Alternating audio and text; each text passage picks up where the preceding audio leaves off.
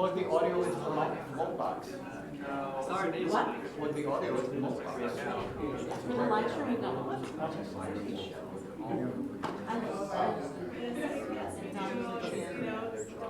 You know, you can put a little rose mic up on there. A what? You can put a little rose Yeah, mic. You get one small, and then you have clear, crisp audio.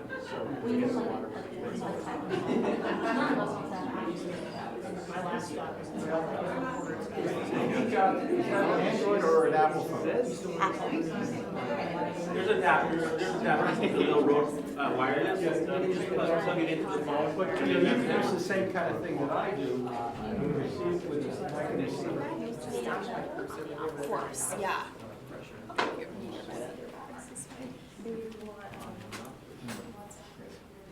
Everybody look lifelike. Everybody else way behind. Yep. Where do you want? Yeah, you're gonna be right here for it, so. Okay.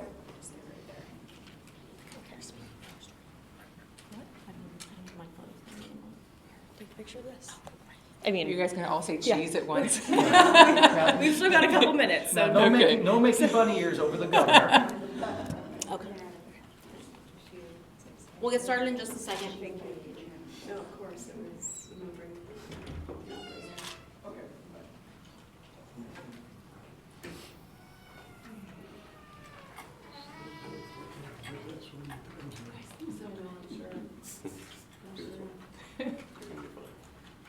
I've seen it a few times. So, I've seen it a few I'm times. sure. Okay, I get some updated shots of you. Oh, good, thank you. You didn't like the one I shot on the floor. No, no. We'll see Hey. it though. You know, it's been a long journey of 90 times. Keeping up the 90. Whoa! Camera down. Somebody broke it.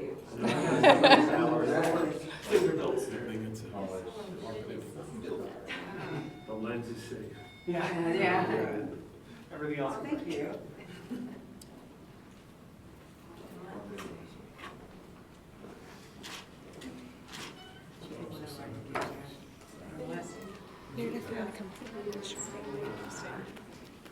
It'll work.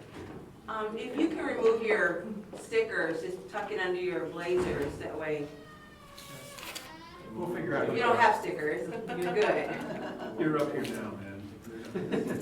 I mean, just make sure you give them back when you exit. Yeah, all over your stamp. You know, they heard the sticker regime. Oh, really? Just did it in Texas. Yeah, when I saw what they paid you guys, I thought, this Yeah. is crazy. Oh, yeah. So you had to have other jobs. Oh, yeah. Okay, so And it's hard I because couldn't somebody understand says that. that they have positions, so you take a break, and then you start talking to your constituents, and start learning how many problems and issues there are. They say they do make another draw, we should all. This is when you start figuring out what needs to be done next. Scooch that over. All the meantime, I was work too. I'll probably forget it eventually. Both the sets of them. I don't know.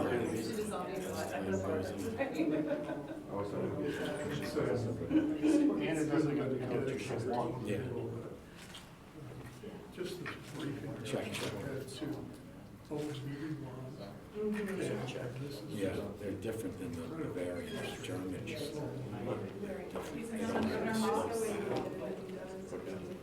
You see a lot of them. You can start things. Okay. Hi, good morning, everyone. It's great to be here today to celebrate the signing of Senate Bill 1432, which was a necessary and important step to protect water access for the residents of Rio Verde. I have to start out by thanking everyone who worked tirelessly to get this bill to my desk. Senator Watzek, obviously, as the bill sponsor, but also Representatives Tarek and Culloden, thank you for reaching across the aisle to pass this bipartisan bill. This legislation I'm signing today shows what we can get done when we put politics aside for the good of everyday Arizonans. To the residents of Rio Verde, thank you for being patient and for using your voices to advocate for your community. I think I can speak for everyone in this room when I say that this was not an easy lift, but was a necessary one, and we were all better off for it. Water security is one of the biggest challenges facing our state, but Arizona has long been a steward for smart and responsible water management, and this bill is a continuation of that legacy. I hope that this group of legislators and others can continue to work in a bipartisan way to protect our water future for generations to come. We will need this type of collaboration, understanding, and mutual respect as we continue the work of securing our water future, and I'm optimistic that we can get that done. This bipartisan bill shows that when we put politics aside, we can come together to solve problems for everyday Arizonans. While it's not perfect, I'm glad that we are able to deliver relief for the residents of the Rio Verde foothills. Moving forward, I promise to keep working across the aisle to protect water for every Arizonan and ensure that we continue our growth and make Arizona the best place to live, work, and raise a family. And again, I want to extend my deep gratitude to those who made this happen. Thank you. And with that, I will turn it over to Meredith DeAngelis, who's the chair of the Rio Verde Foothills Standpipe District Board. Did I get that Thank you. right? Yes, you did. Thank you so much. Well, it is an honor to be here today. It's been a long time coming, and we're very, very excited. So first, I would like to thank Governor Hobbs for signing SB 1432 so that my family and so many others in Rio Verde Foothills can secure affordable water for our homes again. I moved out to Rio Verde Foothills about 11 years ago from Scottsdale. My daughter was 2 years old at the time, and we wanted a home for land, gardens, chickens, space for just outside living, mountain bike riding, stargazing. It's just beautiful if you've not been out there. Once we moved in, we just fell in love with our home, and just the beautiful desert living out there is incredible. We never had a well on our home. When we moved in, our realtor said it was common for the area to be on hauled water. We never really imagined that we would be in the situation we are today, and if it wasn't for this bill, I really can't imagine what would have happened to our home. So I sincerely thank everyone who supported this bill, and I would especially like to thank Senator Wadsack for getting it done. It was an amazing feat. Senator Kavanaugh also was involved, Representative Colladin, and Representative Tarek. So thank you so much for being involved and for appointing this team and this board. I'd like to thank again Governor Hobbs for appointing me. I am the chair of the board. Also Senator Peterson for his appointee, Representative Toma, and Commissioner Susan Nicholson with the Real Estate Department, and Tom Bushotsky as far as Department of Water Resources, all appointed people for this board. You guys made an excellent choice in the board members that represent the community and what we need. I'd also like to thank the board. Most of us are here today, so Kent Thomas, Mike Miola, Thomas Braun, and Chris Strafowski for serving on the board with me. The board has been incredibly busy. We jumped in super fast. We took our oath of office. We went through training on open meeting laws since we're all new to being on a government board. Established a website for communications. We started on July 20th with our open meetings. We have about 2 a week, making great progress. Let's see, we've been having great meetings with key stakeholders. We look forward to signing agreements with both EPCOR and the City of Scottsdale to ensure that the Rio Verde Foothills community has water for their homes for this interim solution. After that, we'll keep the community appraised of everything that's going on as far as key milestones for the long-term solution with EPCOR that is currently under review with the Arizona Corporation Commission. So I'd like to thank City of Scottsdale, EPCOR, the community, and my fellow board members for their willingness to help us. I'm optimistic that together we can get affordable water back to the Rio Verde Foothills community. There's been several other elected officials, staffers, and so many others that have worked incredibly hard for our community. So I'd just like to thank everyone for that. Thank you. All right.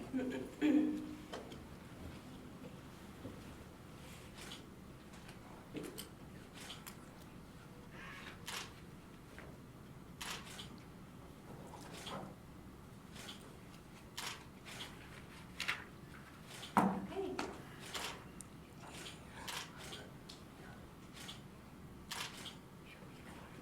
Everyone get their shots?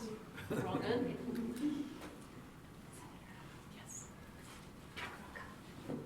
Is there? Thank you. All right, we'll open time up for some questions. I know we're all friends here, but if you could say your name and outlet before, and if you have a question for someone other than Governor Hobbs, please indicate that at the beginning of your question. Good How we morning, go Governor. forward. I appreciate that we've solved the problem for these folks and we can get into the issue of wildcat subdivisions and the rest of it. We have problems throughout the state, rural areas, over pumping, folks still moving into areas thinking there'll be water there forever. This is all very nice. This is a Band-Aid. So now how do we fix the rest of it? You're absolutely right. This is a Band-Aid. This is what the Water Policy Council has been set up for. They are tackling these issues right now, and I'm looking forward to seeing their recommendations so that we can move forward with legislation in a bipartisan manner in the next legislative session. Yeah. Yep, over there.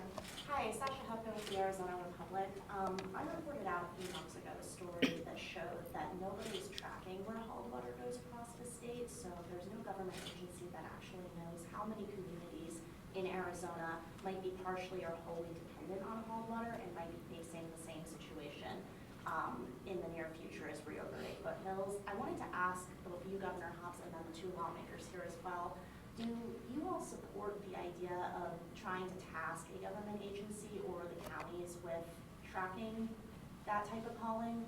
What are your thoughts on that?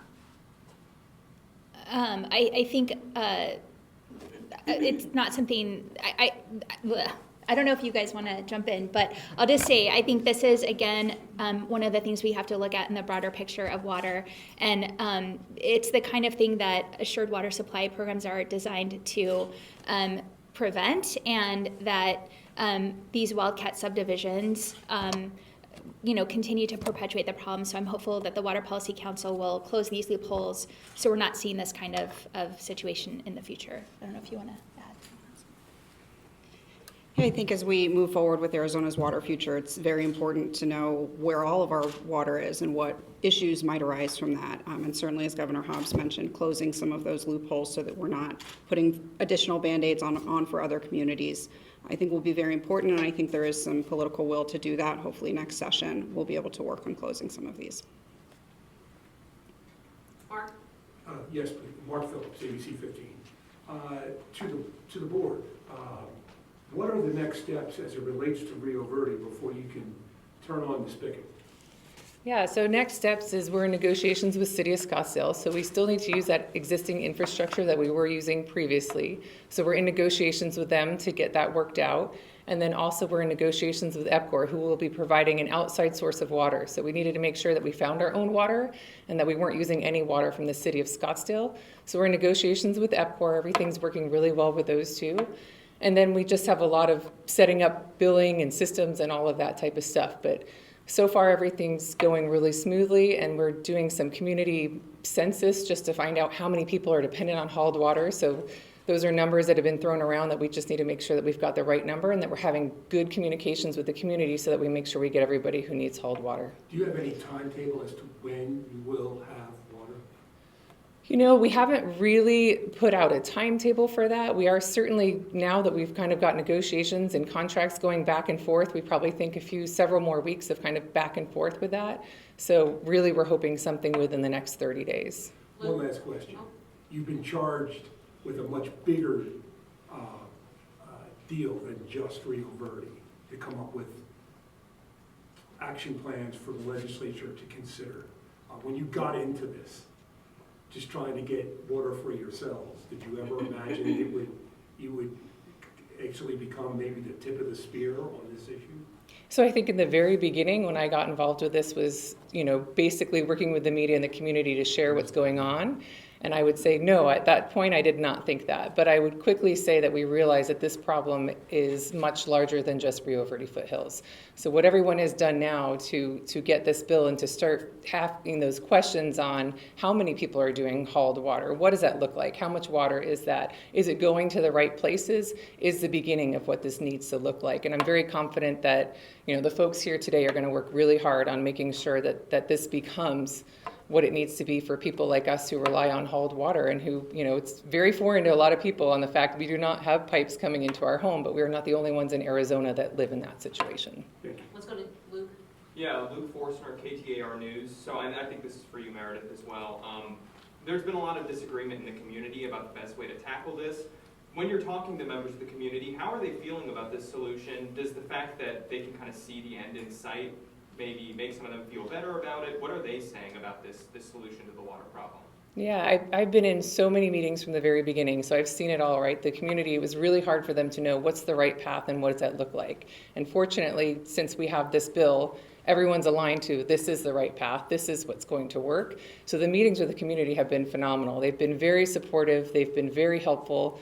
I feel very optimistic that they'll be happy once, we haven't really necessarily shared dates yet, but I think as long as they know that water is going to start coming back in the next 30 days, I think they're going to be very relieved. It's hot and everyone's worried, and there's a lot of people out there with horses, and they want to just make sure that this is successful, and they've really helped us make sure we do that.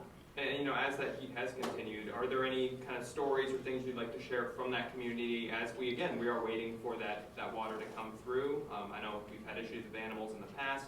Any updates on any of those situations? I think what everyone's done in this community has been amazing. So when you talk about a neighborhood of people who probably did not know each other, we all have a lot of land and we're spread out, everyone has jumped in to help each other, and people have helped with horses, people have helped people who needed water.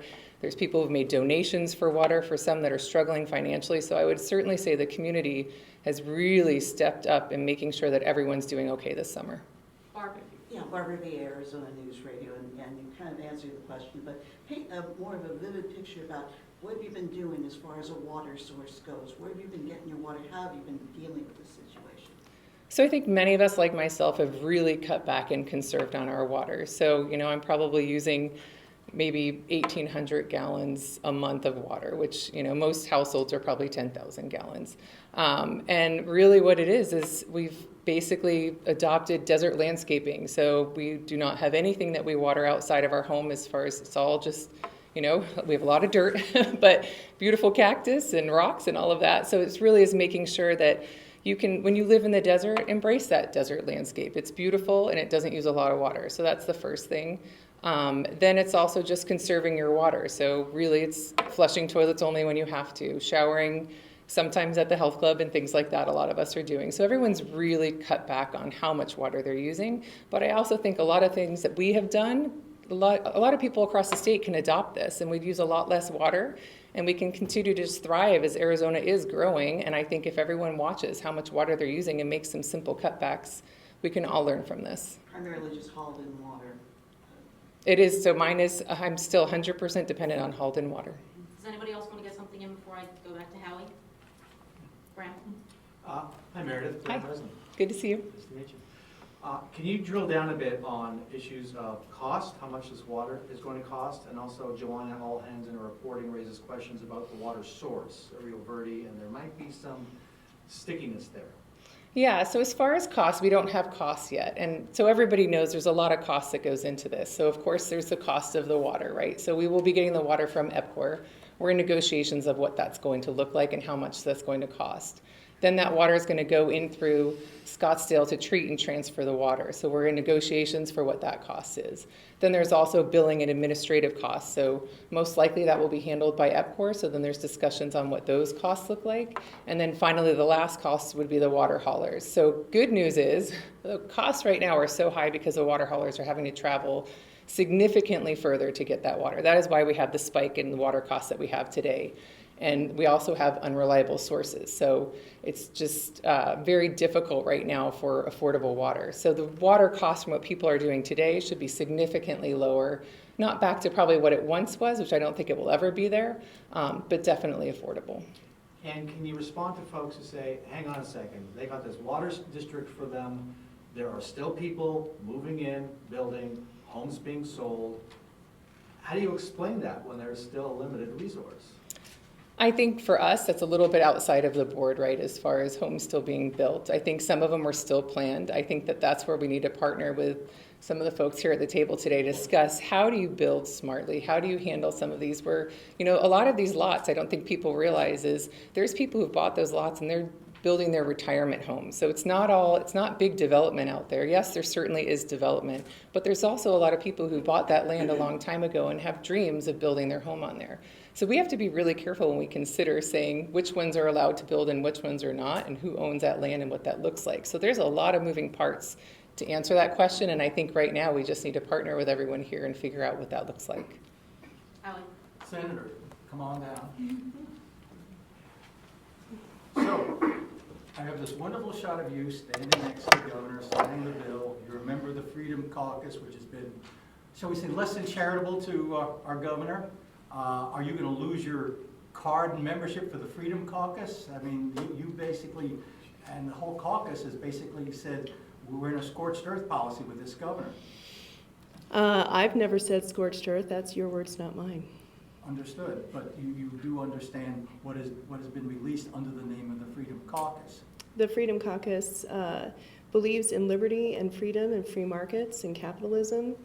When it comes to these water issues, we have issues in southern Arizona, just like we've had in the Rio Verde district. Picture Rocks, Vail, Saurita, 3 Points.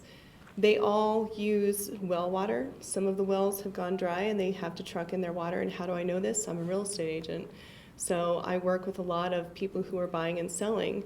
And when they can't buy or sell because the water issues are there and they are real, it hits close to home. When I was in committee, in government committee, which is chaired by Jake Hoffman, Senator Hoffman, who also is Freedom Caucus, when you have people from the Rio Verde district standing before you saying that they have to make choices between giving their horses and their farm animals water or taking a shower and giving their family water, it brings tears to your eyes. You realize this is not the way people should be living in 2023. And if we have these types of water issues, we need to come together and find a way to fix this because water is life. Water is not partisan. Water is not political. So are we looking at more water levels of government like was set up here for, as you say, whether it's Picture Rocks or Saurita? I don't believe that we need to add future layers of government. I'm one who believes in fewer layers of government, less government control, less government regulation. But I think that with the decades of water focus in Arizona and not having strong solutions by now, I think it's time to start looking at new people to sit at the table to have these discussions. I think we've been learning from the definition of insanity, which is letting the same thing happen over and over and expect different results. But you did form a new level of government in your bill. Not necessarily. It's a temporary level of government because when you don't have something in place, you have to have something in place that people can manage and can receive data from. And for top-level government to take care of such a dire need, if we don't have a panel of people that we can go to and say, where are we with X, Y, and Z, then that to me is a valuable short-term government solution. But it's not a full term. They will be disbanding. All right, we have time for one or two more. Wayne? Wayne Shesky, Arizona Capital Times. Much like you came together here for a bipartisan solution, do you believe you and your Republican colleagues could get behind a solution to address wildcat developments in general and the problem of them being built with no assured waters? Yes, one of the things I'm very proud about is my relationship with Representative Collin, Representative Kavanaugh, and Representative Tarek. And the fact that we were able to come together at this point in juncture, we had more issues with some of the people in my own party than I did working across the aisle. So we need to remember water is not political. When it comes to the access to water in our state, we need to think of the people first. Easy family. Governor, Gibby AZ family, a little off topic here. Yesterday, President Trump announced he is not debating. How does that make you feel when Republicans slammed you last year for not debating? I have not given it any thought at all. Come on, it's a softball, Governor. Come on. All right, Mark, let's finish this off. Also off topic, Governor, I'd just like to ask you about the issues with DCS and the records. First off, is your office supplying any additional support to that agency to help them work their way through this? Yeah, absolutely. First of all, this is an issue that started when the system was implemented back in 2021. Director Lujan, in his short time at the agency, has done a lot to turn around things that we have seen as problematic. This is one example of that. We're continuing to work through the records and ensure that we're addressing any issues that came out of those records. And our office is continuing to work with them. Just curious, when did you find out about all this? I know that the Auditor General submitted a report on the agency either in June or early July. Is that when you first heard of this? We just heard about it this last week. We can do follow-ups on this topic. Yeah. So I talked to the previous DCS director yesterday, and he said your press release, he called it a mischaracterization of the issue. He said that the staff was well aware that this process was in place and that it was put in place for a reason. Do you have a response to that? Well, I think that there might have been some concerns about records erroneously being filed in the wrong place. But we were able to quickly change the default so that records would be filed and not have this backlog. So I think there's quality control issues in both regards, but this new default moving forward will prevent this backlog and ensure that these records are timely filed. I think his issue was that the characterization that this was like a flaw in the press release put out and everything like that. He believed that didn't correctly characterize the situation. I'm not aware of his remarks, so I don't want to really comment further on that. Is it on this topic? Yeah. Okay. Last one, Mary Jo Fitzel from the Republic, also following on DCS. The Juvenile Court of Maricopa County indicated this morning that they're not going to halt trials, that they're going to proceed and have a note made to the record if any given case is affected by this. You know, the request was to give us a break for 2 weeks so we can sort this out. But is this going to complicate those plans? I don't think so. I think we'll continue working closely with the courts and ensure that these cases are not affected by this issue. And are you hearing anything from the public about this in terms of parents, you know, adoptive parents, bio parents who have had cases that seem to be on the bubble now? I'm not aware that we have, but we can follow up on that. All right, thanks everyone. Thank you.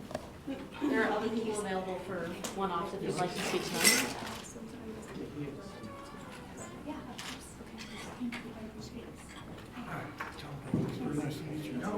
Go ahead. Thank you so much for your help.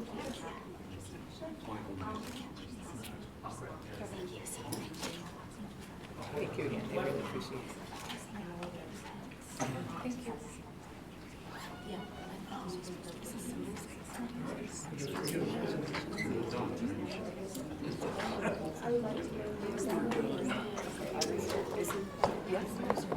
Hi, are you all members of the board as well? Thank you. Hi. Thank you, Tracy.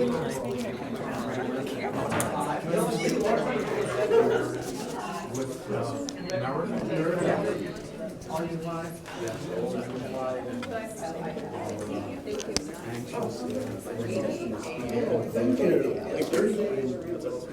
Thank you.